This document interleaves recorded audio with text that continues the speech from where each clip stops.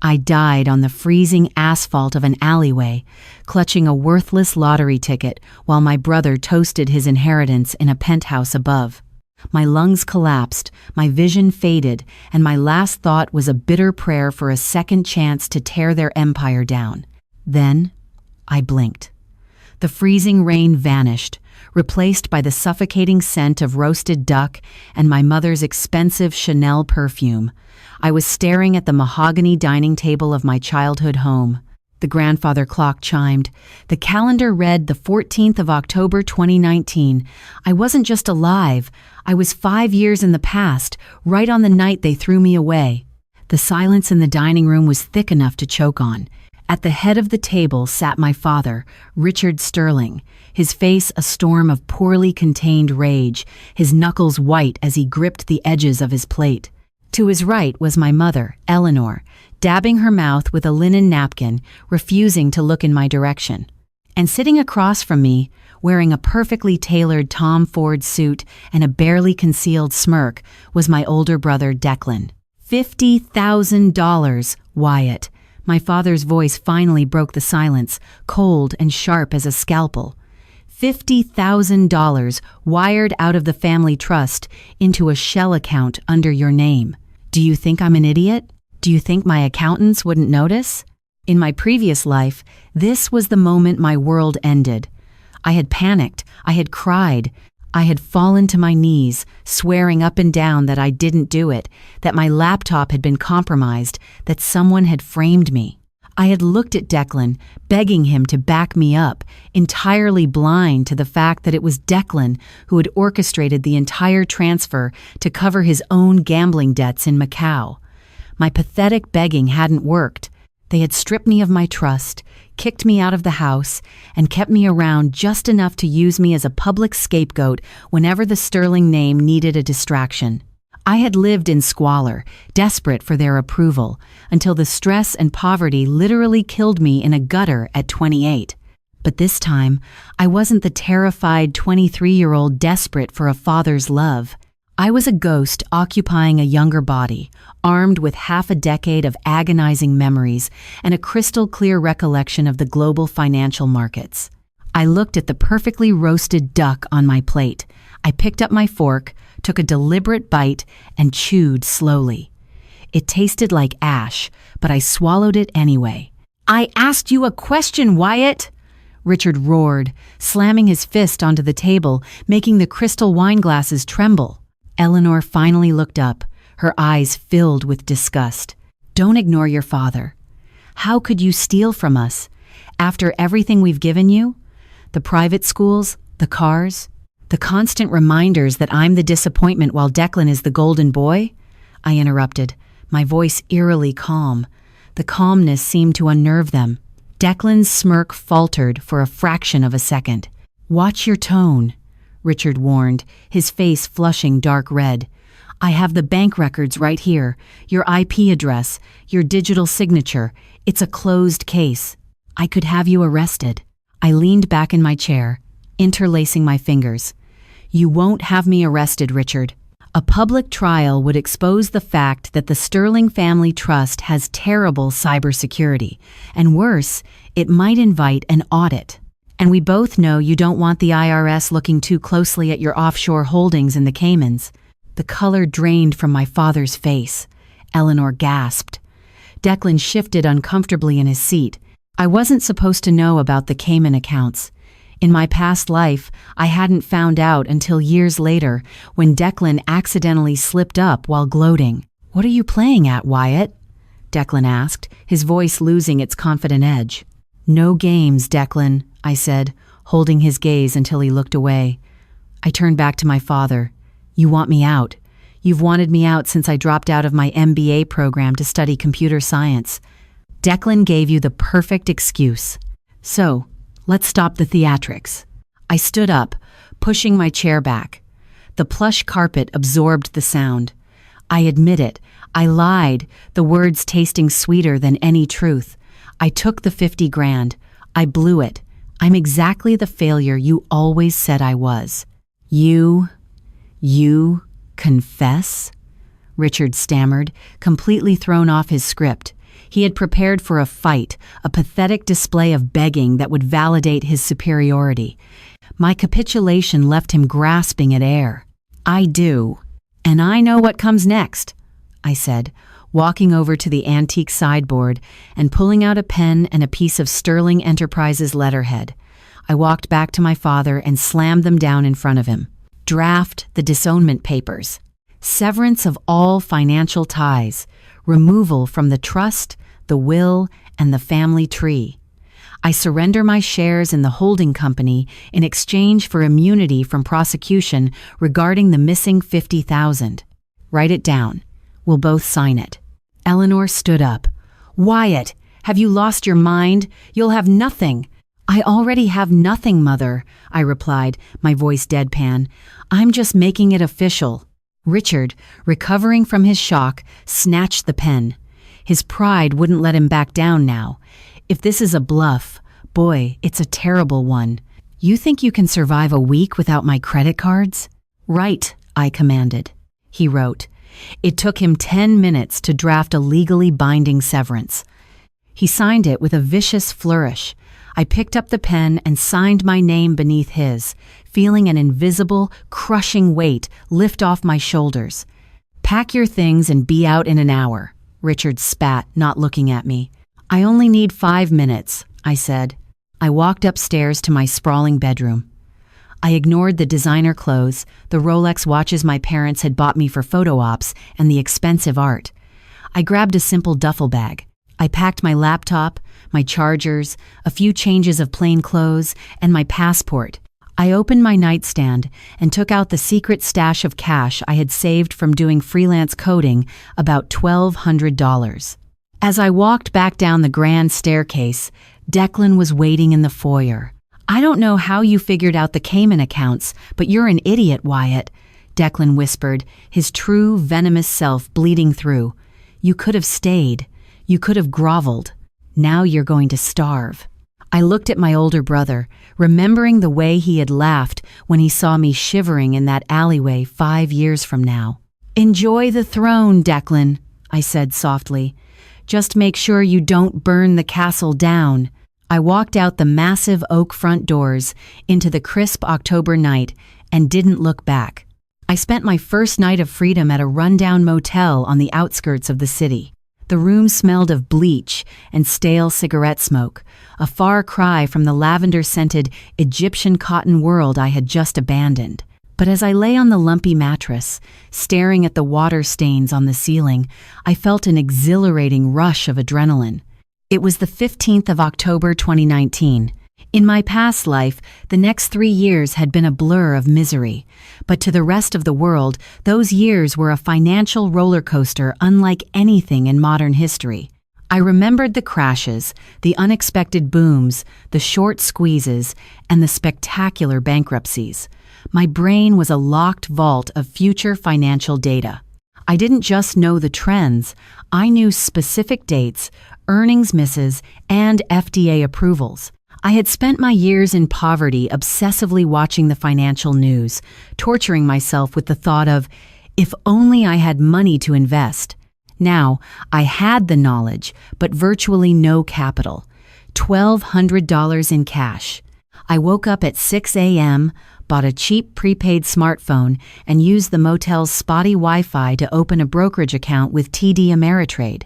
I linked it to an old, forgotten personal checking account that my parents didn't know about and deposited exactly $1,000, leaving myself $200 to eat and survive. I couldn't afford to buy shares. $1,000 in an index fund would take years to grow into anything meaningful. I needed violent, immediate leverage. I needed options. Options trading was a game of probabilities for most, a fast track to bankruptcy for many, but for a time traveler, it was a printing press.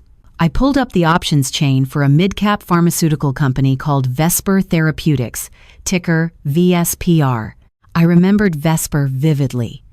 In my past life, my father had invested heavily in them.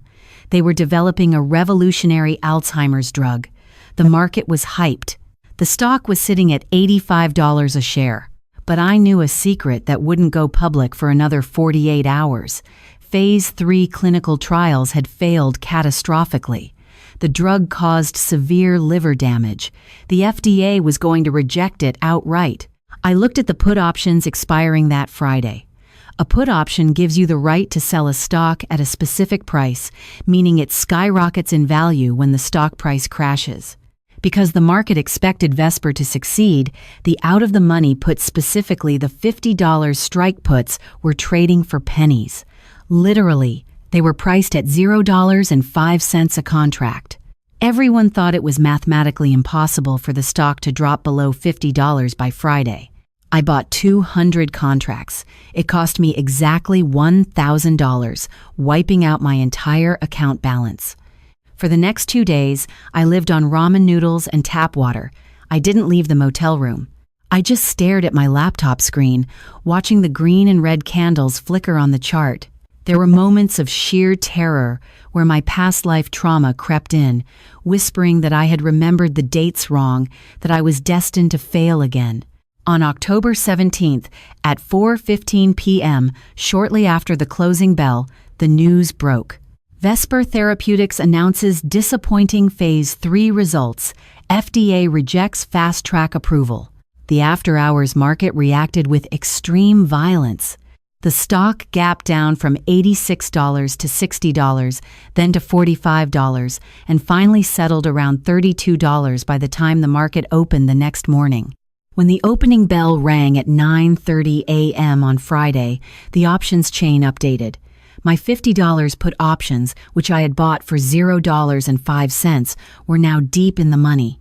The intrinsic value alone was $18 per share. The contracts were trading at $18.50. I clicked Sell to Close. The order filled instantly. I refreshed my account balance. It went from $0 to $370,000. I sat back in my cheap plastic chair, my hands shaking so violently I had to press them against my thighs. $370,000 in less than 72 hours. My heart hammered against my ribs like a trapped bird. I let out a breath that turned into a laugh, and then into a sob. The sheer relief of financial security, something I had been brutally denied, washed over me. But I couldn't stop here. $300,000 was a lot of money to a normal person, but to Richard and Declan Sterling, it was a rounding error. If I wanted to crush them, if I wanted to build an empire that could swallow theirs whole, I needed millions. I needed billions. I transferred $50,000 to my checking account to secure my living situation and left the remaining $320,000 in the brokerage. Next up was Tesla. It was late October 2019. The market was highly skeptical of Elon Musk's company at this point. Production hell, cash flow issues, everyone was shorting it. The stock was hovering around an adjusted price of $50 pre-splits. But I knew their Q3 earnings report, slated for the following week, was going to be a massive surprise profit that would trigger the mother of all short squeezes and begin a historic bull run. I didn't play it as recklessly this time. I bought short-term call options, slightly out of the money, using $150,000 of my capital, and put the rest into shares. When Tesla announced their earnings, the stock exploded upwards by 20% in a single day. The shorts panicked and covered, driving the price even higher over the next week. My options went parabolic. By the first week of November, my portfolio had crossed the $2.1 million mark. I closed my laptop, packed my single duffel bag, and left the motel key on the nightstand. It was time to stop surviving and start building. I moved into a sleek, furnished penthouse apartment in the downtown financial district. It wasn't as sprawling as the Sterling estate, but it was mine, paid for in cash for a 6-month lease. The floor-to-ceiling windows overlooked the city skyline, a constant reminder of the heights I intended to reach. With $2 million in capital, I couldn't keep trading purely out of a retail brokerage account without drawing unwanted attention or facing massive tax inefficiencies. I needed a corporate structure. I walked into a high-end corporate law firm and paid a hefty retainer to register a new entity, Aegis Capital LLC. I set it up meticulously, utilizing privacy trusts in Wyoming to obscure my ownership. If my father or Declan ever ran a search for my name, they would find nothing but a ghost. But a fund needs infrastructure, and more importantly, it needs an accountant who knows how to navigate the aggressive tax strategies of the ultra-wealthy without crossing the line into the illegal territory my father favored. I knew exactly who I needed. Her name was Chloe Harrington. In my past life, Chloe had been a brilliant forensic accountant working for one of the Big Four firms that audited Sterling Enterprises. She had discovered irregularities in my father's books, specifically the offshore routing Declan was using. Instead of rewarding her, my father used his influence to destroy her career. He had her blacklisted, buried in legal threats, and effectively exiled from the financial sector. She had ended up working as a bookkeeper for a local chain of diners, her potential entirely wasted. It was November 12, 2019. I tracked her down to a modest coffee shop where she spent her afternoons sending out resumes that would inevitably be ignored. I approached her table. She looked up, her expression guarded. She was sharp-featured, with intense brown eyes and dark hair pulled back into a severe bun. "Chloe Harrington?" I asked. She closed her laptop slightly. "Who's asking?" "Someone who knows what Richard Sterling did to you," I said softly, taking the seat across from her without waiting for an invitation. Her eyes widened, then narrowed dangerously. "Are you one of his fixers? Because I already signed the NDA. I haven't said a word to anyone." "I'm not his fixer. I'm his son. Wyatt." Chloe physically recoiled. "Get away from me. Now. Before I call the police." "My father disowned me a month ago," I stated, keeping my voice level. "He threw me out with nothing because I took the fall for something my brother did. We have a common enemy, Chloe. More importantly, I have a job offer." She stared at me, searching my face for the arrogance that usually accompanied the Sterling name. Finding none, her curiosity barely edged out her anger. "A job offer? You just said you were disowned with nothing." I reached into the inner pocket of my jacket and slid a bank statement across the table. It showed the Aegis Capital corporate account, currently sitting at just over $2.4 million. A month ago, I had $1,200. Now I have this. I trade derivatives, and I'm very, very good at it. But I'm going to scale fast, and I need someone who understands tax law, forensic accounting, and exactly how the Sterling family hides their money. I leaned forward.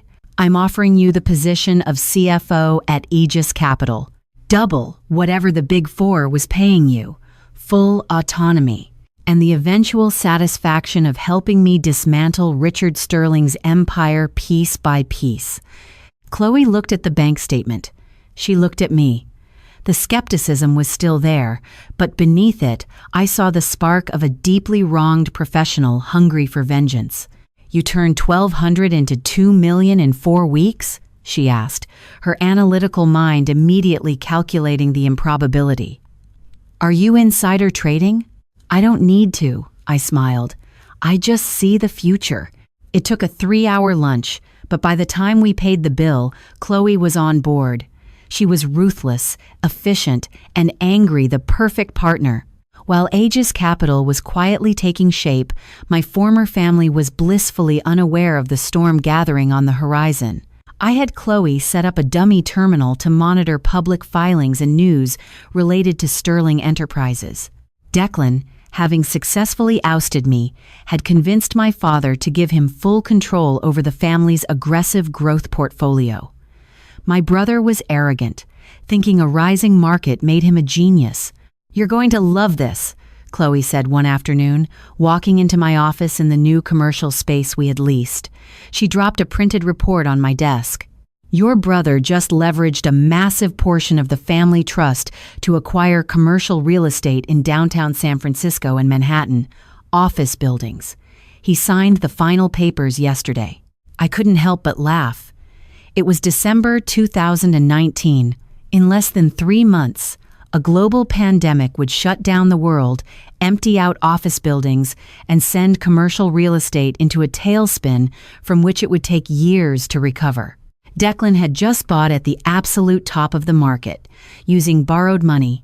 He's locking up their liquidity in illiquid assets right before a major macroeconomic shift, I murmured, tapping the report. What shift? Chloe asked, raising an eyebrow. A big one, I replied, turning back to my monitors. Start liquidating our longer-term equity positions over the next few weeks. Keep us entirely in cash by mid-January. And get me the options chains for major cruise lines, airlines, and hotel chains. We're going to start building massive short positions. Shorting travel and leisure? During the holiday season? Chloe looked at me like I was insane. The market is at all-time highs, Wyatt. Just trust me, I said, my eyes fixed on the glowing numbers. The world is about to stop spinning. And when it does, Aegis Capital is going to buy the pieces. January 2020 felt like the calm before an apocalypse only I knew was coming. The financial markets were euphoric. The S&P 500 was printing new all-time highs almost daily. Pundits on CNBC were calling it the Roaring Twenties all over again. In the gleaming glass conference room of Aegis Capital, now occupying a modest but highly secure floor in a downtown high-rise, Chloe was staring at me as if I had officially lost my grip on reality. You want to liquidate everything, she repeated, her voice perfectly flat. Our entire long portfolio, Apple, Microsoft, the semiconductor plays, all of it. Every single share, I confirmed, standing by the floor-to-ceiling window, watching the oblivious city below. Take the tax hit. Move it all into cash by Friday. Wyatt, we are up 400% on some of these positions. The momentum is huge. If you pull out now, we leave tens of millions on the table. I turned to face her. Chloe, have you been reading the international wires, the reports coming out of Wuhan? She sighed, rubbing her temples. A localized virus. It's terrible, yes, but the World Health Organization is handling it. The markets barely blinked. The markets are blind, I said quietly. They price in greed, but they always lag on pricing in existential terror. In 6 weeks, international travel will cease to exist. Supply chains will snap. The global economy is going to hit a brick wall at 200 miles an hour. She stared at me, searching my eyes for any sign of a bluff. She had learned over the last few months that my instincts were terrifyingly accurate, but this was a macroeconomic call that defied all conventional logic. What's the play? She finally asked, pulling up her trading terminal. Volatility is practically non-existent right now, I said, stepping up to the multi-monitor setup. The VIX is trading around 12. We are going to buy out-of-the-money put options on the SPY, expiring in April and May. I want to aggressively short Carnival Corporation, Royal Caribbean, Delta, and United Airlines. Use max leverage. But here is the real target. I tapped a file on her desk. Commercial real estate ETFs. And specifically, the REITs that hold the debt for Declan's new San Francisco and Manhattan acquisitions. Chloe swallowed hard. If you're wrong, Wyatt, the theta decay on these options will bleed our entire $2 million fund to zero by March. I'm not wrong. Execute the trades. The next 4 weeks were an agonizing exercise in patience. Every day, the market ticked higher, our portfolio bled. By mid-February, our $2 million had dwindled to just under $900,000 in option premium value. Chloe looked sick every time she walked into the office. I didn't sleep. Even knowing the future didn't stop the visceral, sickening dread of watching your net worth evaporate. Then came the last week of February. The dam broke. Italy locked down. The realization that the virus was a global pandemic finally pierced the armor of Wall Street. On Monday, February 24th, the Dow plunged 1,000 points. Our options, previously worth pennies, flared to life. Volatility spiked, inflating the premium on our contracts exponentially. By March 9th, the day they called Black Monday, the market circuit breakers triggered, halting trading entirely as the S&P 500 went into a freefall. I stood in the middle of our trading floor, watching the sea of red wash across the monitors. The silence in the room was absolute. "Wyatt," Chloe whispered, her voice trembling. She was staring at the master aggregate screen. I walked over. The numbers were moving so fast, the pixels were blurring. "When you buy put options at $0, 0.5 because the market thinks a crash is statistically impossible, and then the underlying asset drops 40% while volatility hits historic highs, the math becomes violent." Those $0.05 contracts were now trading at $45 each. "Close the airline shorts," I commanded, my voice devoid of emotion. "Close the cruise lines. Start unwinding the SPY puts." We're clearing," Chloe stammered, her fingers flying across the mechanical keyboard, routing the massive sell orders through dark pools to avoid crashing the bid-ask spreads. Filled. Jesus Christ, Wyatt. They're all filling. When the closing bell rang, echoing like a funeral toll across the financial networks, the dust settled on Aegis Capital's master account. I leaned over Chloe's shoulder. The number on the screen didn't look real. It looked like a glitch. 12亿50万美元. Ling. $1.2 billion in cash. Chloe buried her face in her hands and started to sob, overwhelmed by the sheer, crushing gravity of the wealth we had just manifested out of thin air. I put a hand on her shoulder, feeling a cold, dark satisfaction settling into my bones. "Take the weekend, Chloe," I said softly, "because on Monday we go hunting." Across town, in the sprawling glass tower of Sterling Enterprises, there was no celebrating. Through a private investigator I had retained, I received the internal memos. Declan's commercial real estate portfolio was cratering. His tenants, massive tech firms and retail chains, were declaring force majeure and refusing to pay rent. The properties were heavily leveraged. The banks were calling in the loans. My brother had bought at the top. Now, he was trapped at the bottom. By late 2020, the world was a different place, and so was I. Aegis Capital had grown from a two-person operation into a stealth titan. We occupied the top 3 floors of a premier high-rise. I had a team of 50 analysts, lawyers, and quants, none of whom knew my real last name. Legally, I was Wyatt Thorne, a pseudonym I used for all corporate filings, utilizing a network of Delaware shell companies to obscure my identity. The pandemic had ripped through Sterling Enterprises like a wildfire. My father, Richard, was a man who believed leverage was a tool for kings. He had used the family trust's blue-chip stock holdings as collateral to finance Declan's aggressive expansions. But when the market crashed, the banks issued margin calls. To meet the calls, Richard had been forced to liquidate his best assets at the absolute bottom of the market. It was a death spiral. By November, Sterling Enterprises was bleeding $1 million a day just to service their debt. This was exactly what I had been waiting for. I didn't want to just bankrupt my family. Bankruptcy was a legal shield.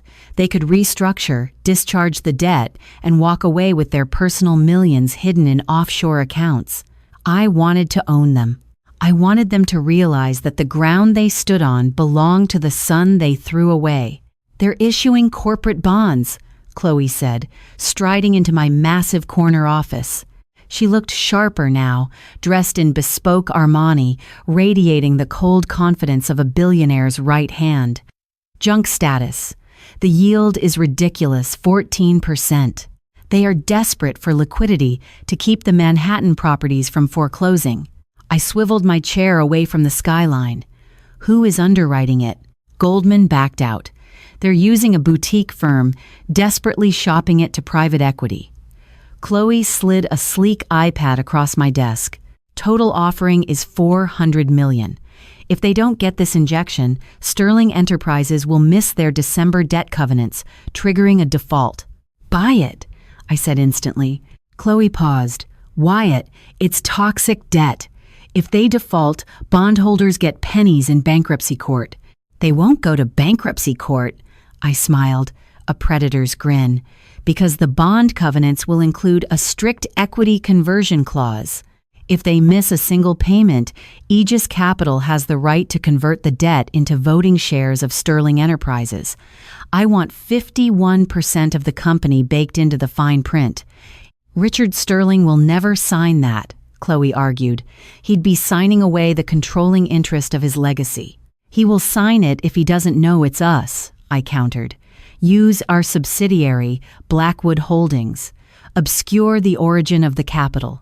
Have our lawyers present it as a standard predatory mezzanine loan. Richard's ego won't let his empire fall.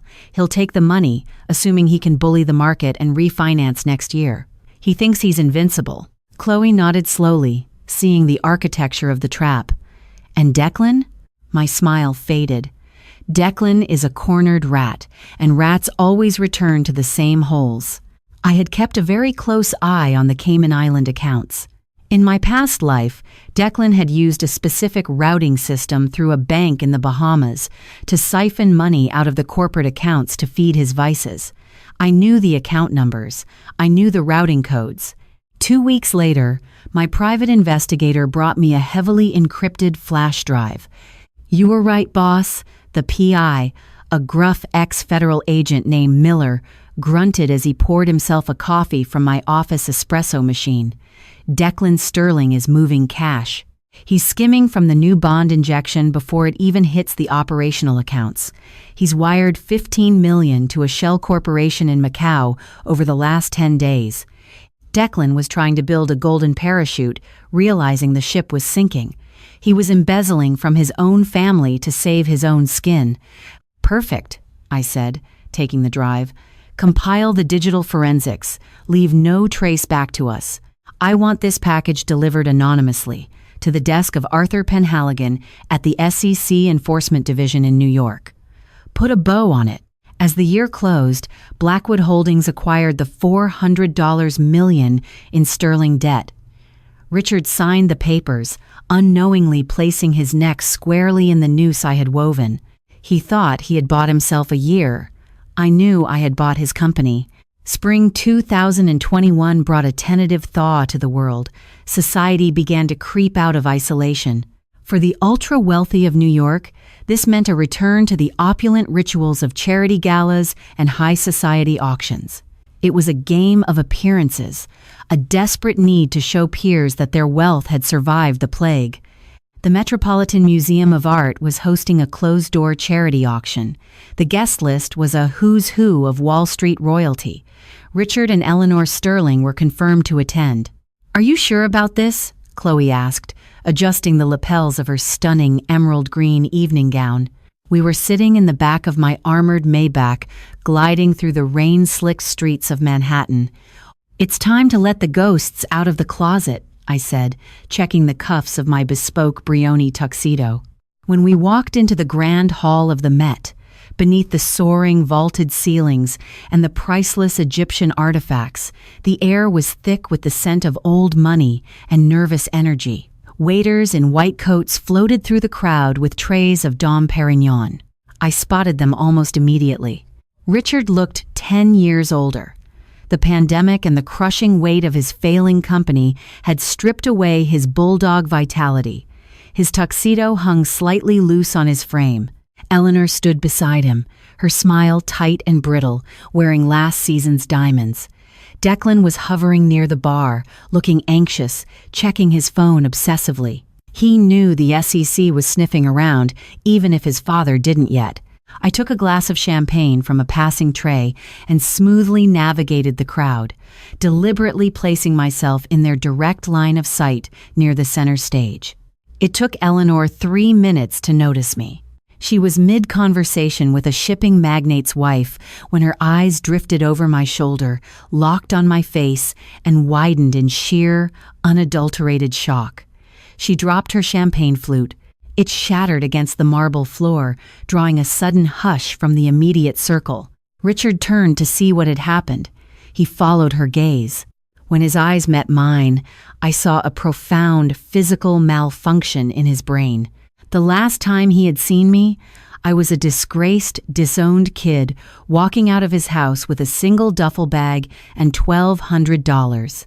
Now, I was standing in the VIP section of a billionaire's gala, flanked by a breathtaking CFO, radiating an aura of untouchable power. The bespoke suit, the Patek Philippe watch catching the chandelier light, the relaxed predator's posture it didn't compute. I raised my glass to him, a millimeter of a toast, and offered a cold, dead smile. Before he could move, the auctioneer tapped the microphone, calling the room to order. Ladies and gentlemen, our first premier lot of the evening, a magnificent, newly discovered sketch by Rembrandt, authenticated just last month. Bidding will commence at $1 million. Richard tore his eyes away from me, his pride instantly engaging. He had come here to project strength. He needed the room to believe Sterling Enterprises was thriving. He raised his paddle. 1 million. 1 million to Mr. Sterling, the auctioneer announced. A hedge fund manager raised his paddle. 1.5. Richard's jaw tightened. 2 million, the room murmured. It was an aggressive bid, meant to shut out the competition. Richard looked around, his chest puffed out, seeking validation. I didn't use a paddle. I simply raised 2 fingers, looking directly at the auctioneer. 2.5 million to the gentleman in the center, the auctioneer called out. Richard whipped his head back toward me, his face flushed a dangerous crimson. He thought I was playing a game. He thought I had somehow bluffed my way into the gala and was trying to embarrass him publicly, planning to default on the bid. 3 million, Richard barked, glaring at me. Eleanor grabbed his arm, whispering frantically, likely reminding him they couldn't afford a $3 million sketch right now. He shook her off. I took a slow sip of my champagne, locked eyes with my father, and spoke loudly enough for the surrounding elite to hear. $5 million. A collective gasp rippled through the hall. 5 million for a sketch was absurd. It was a statement of dominance, plain and simple. Richard stared at me, his mouth slightly open. He looked at the auctioneer, then back at me. He wanted to raise his paddle. I could see the desperate, primal urge in his eyes to crush me, to reassert his authority. But his wallet was empty. He knew if he bid 6, and I backed down, he would have to liquidate assets to pay for it, potentially triggering a default on his corporate bonds. His hand trembled. He lowered the paddle. Going once. Going twice. Sold for $5 million. The applause was polite but bewildered. The elite were whispering, asking each other who the young titan was that had just publicly humiliated the great Richard Sterling. I handed my empty glass to a waiter and began walking toward the exit, deliberately intersecting my father's path. Chloe followed a step behind. As I passed him, Richard grabbed my arm. His grip was surprisingly weak. "What kind of stunt is this, Wyatt?" he hissed, his breath smelling of gin and panic. "Whose money are you playing with? You're going to go to jail for fraud." I looked down at his hand until he slowly let go. "It's my money, Richard," I said smoothly, my voice devoid of the fear that used to define me, "and I highly recommend you save your concern about federal prison for Declan. I hear the SEC is very interested in his Macau accounts." Declan, who had hurried over, froze. The color drained from his face completely, leaving him looking like a corpse. "How do you—" he whispered. "Have a lovely evening," I said, dismissing them both, turning my back and walking out into the cool New York night. As we got back into the Maybach, my phone buzzed. It was an automated alert from my legal team. Sterling Enterprises has officially missed their 11:59 p.m. debt covenant payment. I looked at Chloe in the dim light of the cabin. "It's done. They're in default." Chloe pulled out her tablet, tapping the screen rapidly, drafting the notice of equity conversion now. "By tomorrow morning, Blackwood Holdings will execute the clause. We will own 51% of Sterling Enterprises." "Don't send it through Blackwood," I said, looking out the tinted window at the glowing spire of the Empire State Building. "Transfer the debt from Blackwood directly to Aegis Capital. Then, send the notice on Aegis letterhead and include a formal demand for an emergency board meeting on Monday. You want to walk into their boardroom as the new majority shareholder? Chloe asked, a wicked grin spreading across her face. I don't just want to walk in, I replied, feeling the years of trauma and rejection finally crystallize into absolute victory. I want to watch my father realize that the ghost he created is the one holding the deed to his life. Monday morning arrived with the kind of torrential downpour that turned Manhattan into a bleak, concrete canyon. It was fitting weather for a funeral, even a corporate one. At 8:45 a.m., I stepped out of the Maybach and walked through the soaring glass atrium of the Sterling Enterprises headquarters. Chloe flanked my right, clutching a sleek leather briefcase containing the legally bulletproof documentation of our takeover. Behind us walked 3 senior partners from our retained law firm, projecting a wall of intimidating, high-priced hostility. The security guards at the front desk, men I had known since I was a teenager, moved to intercept us. The head of security, a broad-shouldered man named Brody, put a hand up. "Wyatt? What are you doing here?" Brody asked, his tone caught between authority and confusion. "Your father left strict orders years ago. You aren't allowed in the building." I didn't break my stride. I handed Brody a single sheet of heavy stock paper. It was a court-certified injunction and the notice of equity conversion. "Read the signature line, Brody," I said calmly. As of 8 a.m. this morning, Aegis Capital holds the controlling 51% interest in Sterling Enterprises. I am the managing director of Aegis Capital. Richard Sterling no longer signs your paychecks. I do. Now, clear the elevators to the executive floor. Brody scanned the document. He wasn't a lawyer, but he recognized a federal seal and the terrifying clarity of the corporate letterhead. He looked at me, seeing the absolute lack of hesitation in my eyes, and slowly lowered his radio. He nodded to his men, and they stepped aside. The elevator ride to the top floor was silent.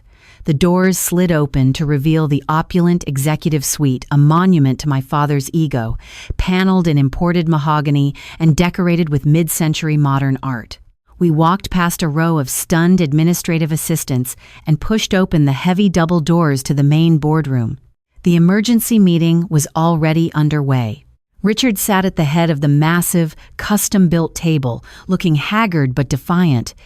Around him sat the board of directors, aging men and women in conservative suits who had spent decades enabling his reckless strategies. Declan sat to his father's right, nervously tapping a gold Mont Blanc pen against his leather portfolio. And while the temporary liquidity crisis requires us to renegotiate the terms of the Blackwood Holdings debt, Richard was saying, his voice projecting a false bravado, "I have back-channel assurances that they are open to an extension. We just need to weather this quarter." "There will be no extension, Richard," I announced, my voice cutting through the heavy air of the room like a gunshot. The entire board turned. Declan dropped his pen. It clattered loudly against the polished wood. Richard's face went completely slack, the color draining from his cheeks so rapidly I thought he might faint. "Wyatt," Richard breathed, the word sounding like a curse. He slammed his hands onto the table and stood up. "How the hell did you get in here? Security! Get security up here immediately!" "Security works for me now," I replied, walking slowly toward the table. Chloe and the legal team fanned out behind me, a silent, imposing phalanx. "And as for the Blackwood Holdings debt you just mentioned, there is no Blackwood Holdings. It's a subsidiary of Aegis Capital. The same Aegis Capital that you missed a covenant payment to at 11:59 p.m. on Friday night." A murmur of panicked confusion rippled through the board members. Harrison Caldwell, a silver-haired banking veteran who had served on the board for 20 years, stood up, adjusting his glasses. "See here, young man," Harrison said, his voice trembling slightly. "What is the meaning of this interruption?" "Richard, who is this?" "This is my disgraced son," Richard spat, his face flushing with returning rage. "He's pulling some kind of psychotic prank. Wyatt, I will have you arrested for trespassing and corporate espionage." Chloe stepped forward, unlatching her briefcase with a sharp, satisfying click. She began dealing out bound folders onto the mahogany table like a blackjack dealer handing out bad hands. "Good morning, gentlemen," Chloe said, her voice icy and professional. "My name is Chloe Harrington, Chief Financial Officer of Aegis Capital. In front of you is the executed notice of equity conversion. When Mr. Codds, Sterling here, chose to accept a $400 million lifeline, he signed a covenant stipulating that a single missed payment would trigger an immediate conversion of that debt into Class A voting shares. The payment was missed. The conversion is complete. We now hold 51% of the voting power." Harrison Caldwell opened the folder, his eyes scanning the first page. He flipped to the signature page, then looked up at Richard with an expression of profound betrayal. "Richard, you signed a hard-trigger equity swap? You told the board this was a standard mezzanine loan. You bypassed our oversight. I did what I had to do to save the company," Richard roared, pointing a trembling finger at me. "And this is fraud. He used a shell company to trick me." There is no legal requirement for a creditor to disclose their ultimate beneficial owner during a private debt offering. Richard, one of my lawyers, a sharp-suited man named Nathaniel, stated dryly, "You signed a binding contract. You failed to meet the terms. The transfer of ownership has already been filed with the SEC." I walked to the head of the table. I stopped inches away from my father. I could smell the stale coffee and bitter panic on his breath. The giant, terrifying figure of my childhood was gone. In his place was just an old, over-leveraged man who had finally been caught in his own trap. "You're out, Richard," I said softly, the words carrying the weight of 5 years of agonizing memories. "Effective immediately, you are removed as CEO. You are removed as chairman of the board. You will clear out your office by noon, or I will have Brody physically throw you onto the street." "You can't do this," Richard whispered, a tremor finally breaking his voice. "I built this. This is my life, my legacy." "Your legacy was built on leverage and arrogance," I corrected him. "You threw me away because I was a convenient scapegoat to protect your golden boy. You told me I would starve, but I didn't starve. I learned. And then I came back to take everything you love." I looked down at Declan. He was shrinking in his expensive chair, his eyes darting frantically toward the door. "And as for you, Declan," I said, a cruel smile touching my lips, "your mourning is about to get significantly worse than your father's." The boardroom was paralyzed. The titanic shift in power had occurred in less than 10 minutes, leaving the old guard gasping for air. Richard had collapsed back into his chair, staring blankly at the polished wood, the reality of his total ruin slowly crushing him. But Declan was a different breed of coward. Where Richard had pride, Declan only had an instinct for self-preservation.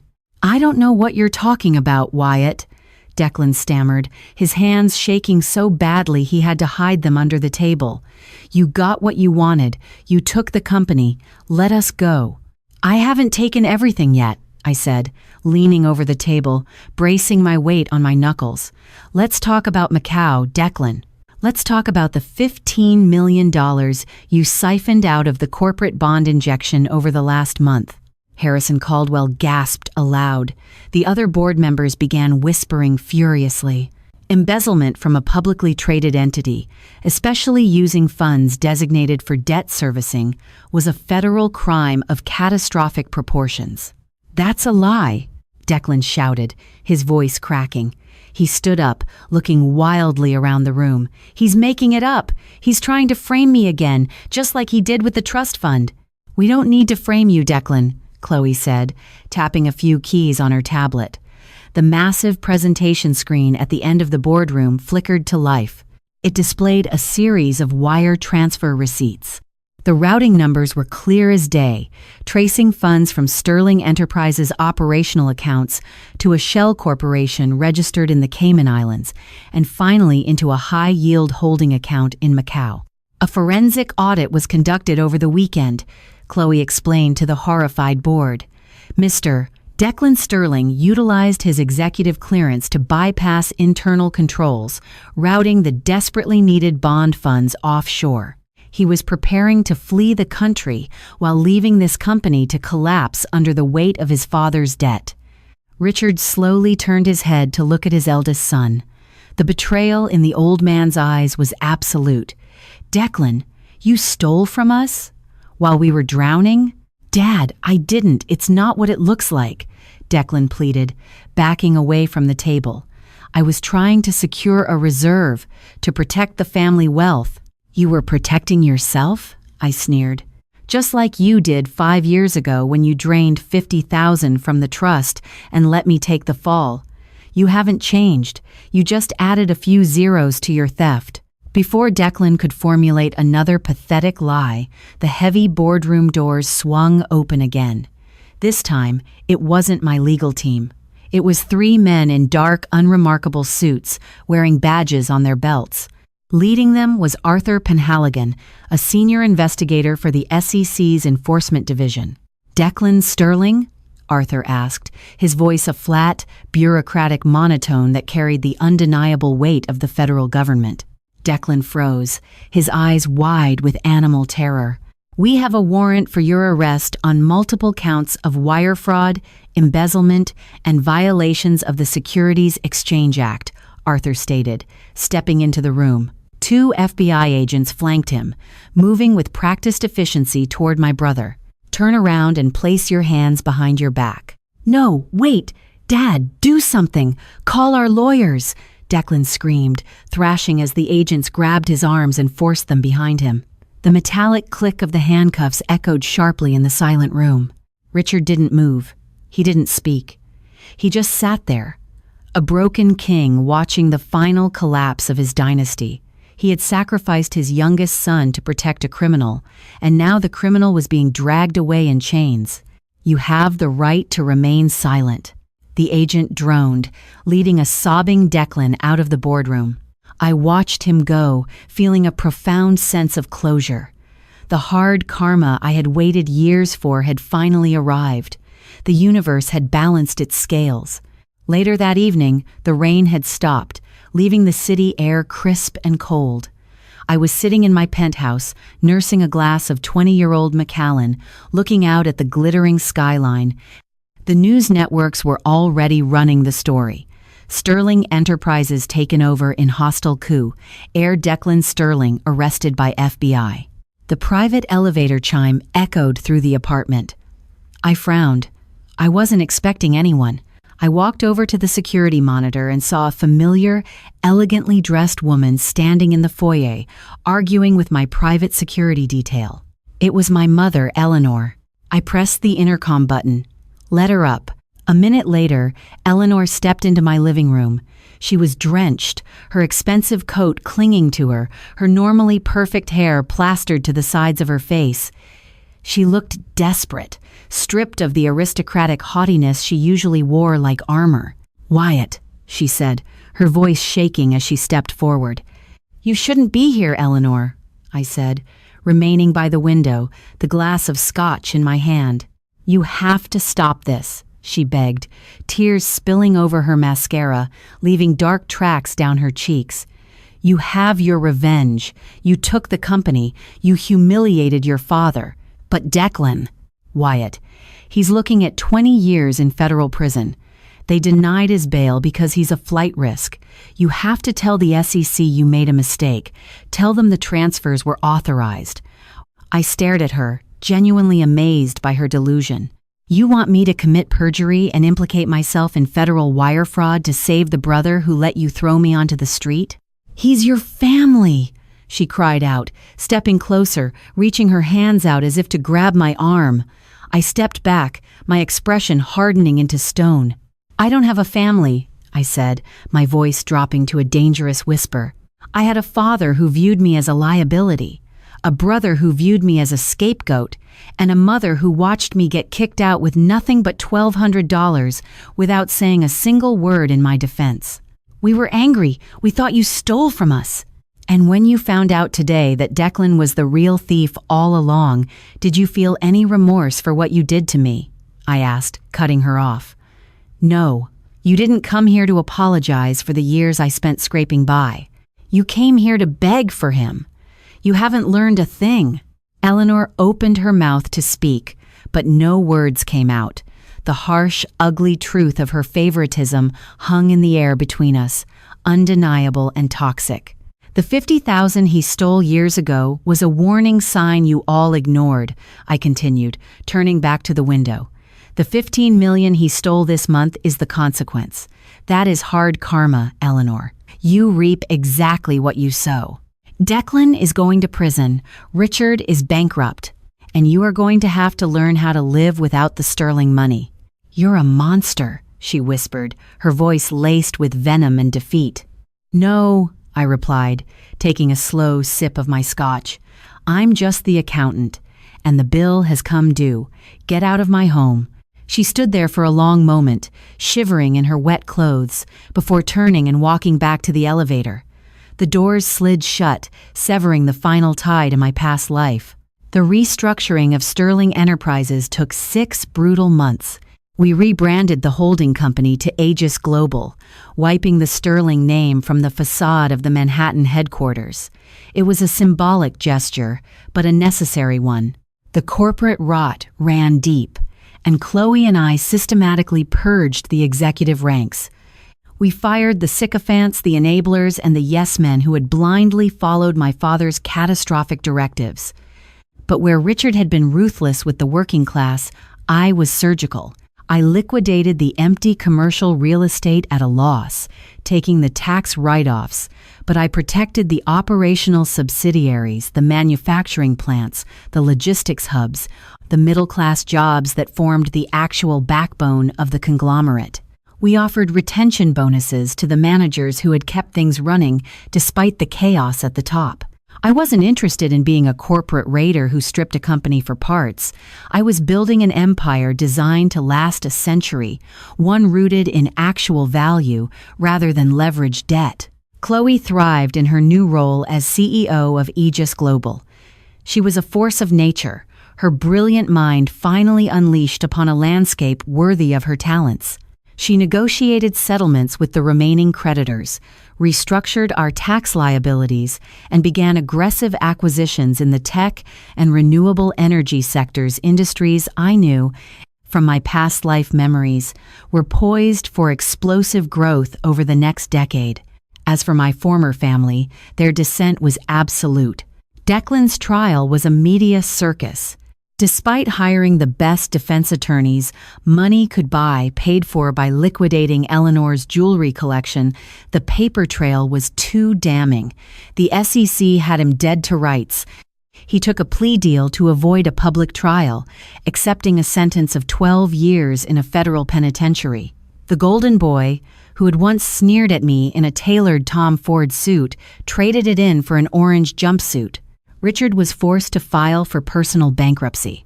The legal fees, combined with the total loss of his equity in the company, wiped out his net worth. The sprawling estate in Connecticut was foreclosed upon by the banks. He and Eleanor moved into a modest, 2-bedroom condominium in a dreary suburb of New Jersey. One brisk afternoon in late November, almost exactly 2 years since my rebirth, I found myself in that very suburb. I was being driven back to the city after visiting a new logistics facility we had acquired. "Pull over here for a moment," I told my driver, tapping the glass partition. The Maybach smoothly glided to the curb alongside a small, unassuming public park. I rolled down the tinted window. Sitting alone on a wooden bench, wrapped in a faded wool coat, was Richard. He was tossing breadcrumbs to a flock of pigeons. He looked frail, his posture stooped, his face deeply lined with the exhaustion of a man who had lost his identity. He had gone from commanding boardrooms to feeding birds in a forgotten park. I watched him for a long time. I expected to feel a surge of triumphant glee. I expected to want to step out of the car, walk up to him, and rub his nose in his spectacular failure. But I felt nothing. No anger, no hate, just a cold, empty void where my desperate need for his approval used to be. He was just a ghost now. a remnant of a timeline that I had successfully rewritten. The universe had delivered its hard karma, extracting the exact price for his arrogance and cruelty. I didn't need to punish him anymore. His own reality was punishment enough. I rolled the window back up. "Take us back to the city," I instructed the driver. "We have a board meeting at 4. As the car accelerated away, leaving the park behind, I opened my laptop and pulled up the real-time financial dashboards for Aegis Global. The numbers were green, compounding, growing stronger every second. I had been given a second chance, pulled back from the freezing asphalt of a miserable death, not just to exact revenge, but to master the game that had once destroyed me. I had let my parents disown me. I had walked out into the cold with nothing but a duffel bag and a few $100s, but I had walked back in as a titan. The market was my weapon, the future was my blueprint, and the empire I was building would cast a shadow long enough to bury the past forever. The scales of justice are rarely balanced in a single day, but when hard karma finally arrives, it strikes with the precision of a masterfully executed trade. Wyatt didn't just survive his family's betrayal. He weaponized it. He used his second chance to turn their arrogance into the very chains that ruined them, proving that the ultimate revenge isn't just taking back what you lost, but building an empire so vast that your enemies become nothing more than footnotes in your history. If you loved this deep dive into corporate warfare, betrayal, and the sweet satisfaction of ultimate justice, make sure to like this video, subscribe to the channel, and hit the notification bell. Leave a comment below telling me which twist was your favorite, and stay tuned for our next story where the stakes get even higher.